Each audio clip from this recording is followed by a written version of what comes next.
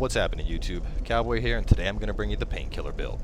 So, whereas I usually like to go into the build first and then get into the action, I'm going to mix things up today, jump straight into the action, and if it turns out you guys are interested, stick around after the fighting and we'll show you what the build's all about.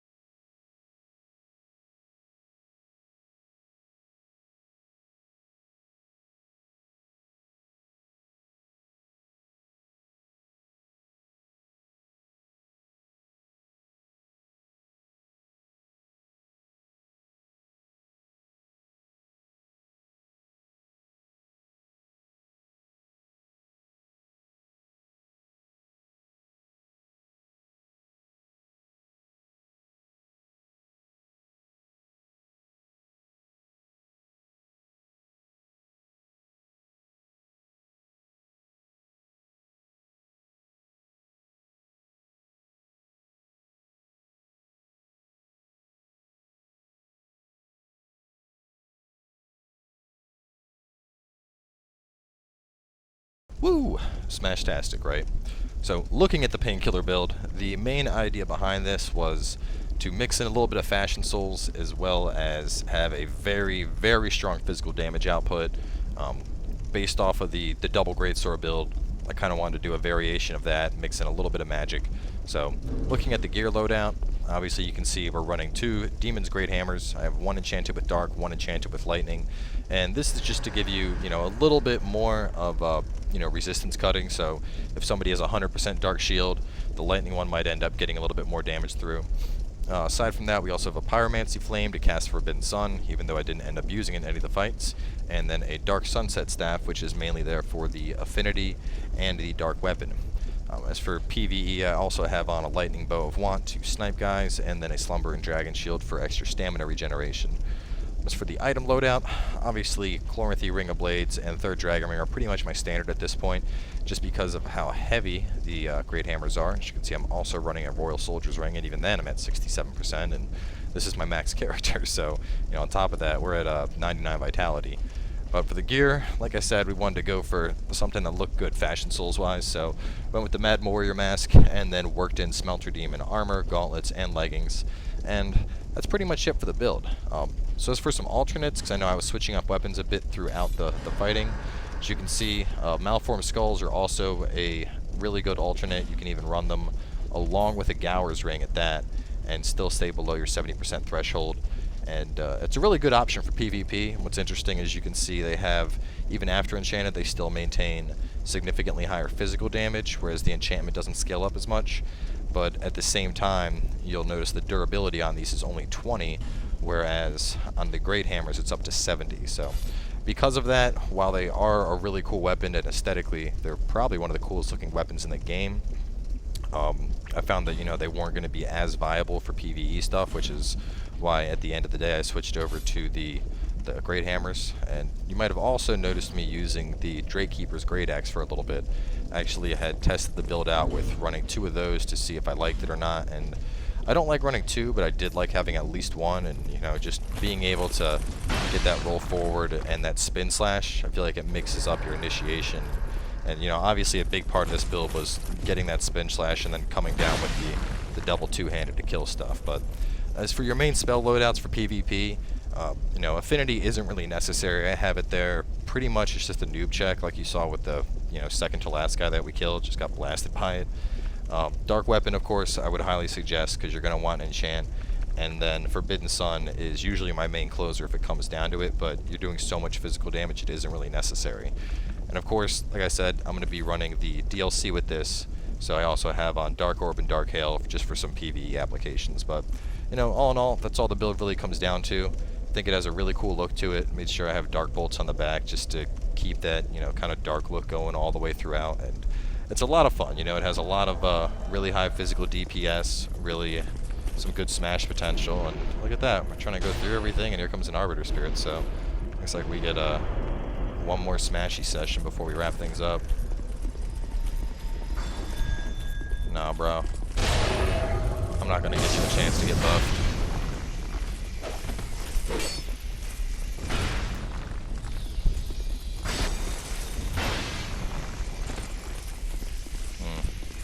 Surprised that other attack didn't hit him right there. Oh, that was cute. Alright, here we go. We're gonna go for the backstep. Oh! Is he actually gonna get me here? Nope, he's not.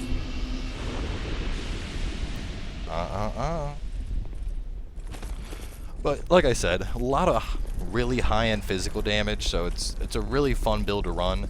And on top of that, when you summon somebody into your world or invade somebody and they see, 2 Demon Great Hammers or the Demon Great Hammer along with the axe, it's a pretty intimidating sight to see, to say in the least.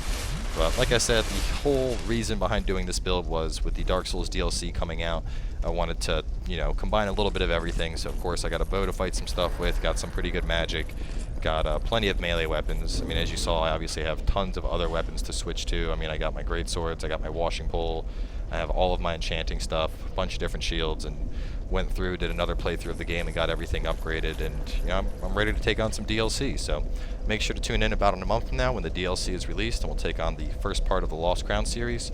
And on top of that, another thing to look forward to, I'm actually going to be doing a drunk through of Dark Souls 2, which is where I'll do a full walkthrough of the game, completely intoxicated. Every time I die, I'll be taking a shot of Fireball. Every time a boss dies, I'll be taking a shot of Fireball. And I'll be drinking throughout the entire duration of it, so it should make for a good time. But, I mean, as for stats, like I said, this is my max level guy, so it doesn't really make much of a point to show you the stats, but in general, you'll need enough attunement to be able to, you know, get on your Forbidden Sun and your Dark Weapon, those being the two primary things you want. And aside from that, this build just requires very high vitality, very high strength, and then pretty much everything else you have going into both vigor and endurance. So that about wraps it up. Like I said, a lot of fun to play with this, and check it out. So thanks for coming by, guys. Hope you enjoyed watching, and we'll catch you in about a month when we start off the DLC.